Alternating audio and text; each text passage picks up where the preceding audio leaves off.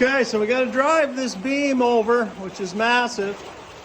But Andrew's got the big, huge Nick Verbrae hammer. So we got to shift it over. Let's see it go. Do you think this suit makes my ass look flat? You think the suit makes my ass look flat? Go ahead. We're driving it. It's barely moving. It is moving though.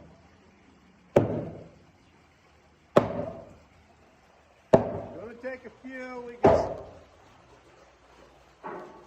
Okay, I'm gonna jack that up a little more, or what? You've got another ½ an inch, Andrew.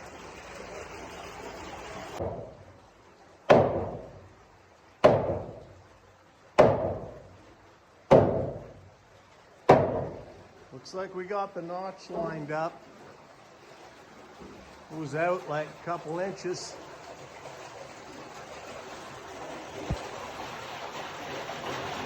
Now lined up.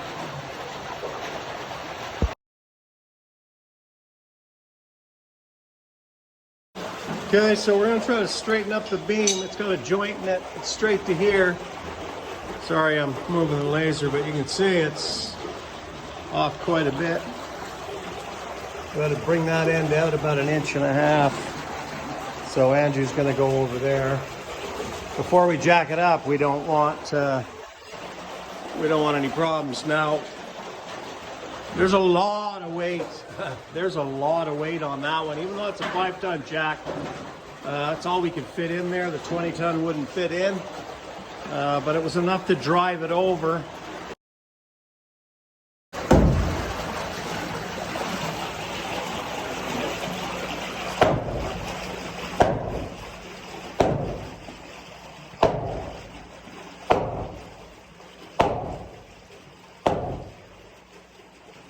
Sounds pretty solid. Am I going to pound on that side? That's not moving much anymore. I'll check the pump and see if it's taking weight off of it.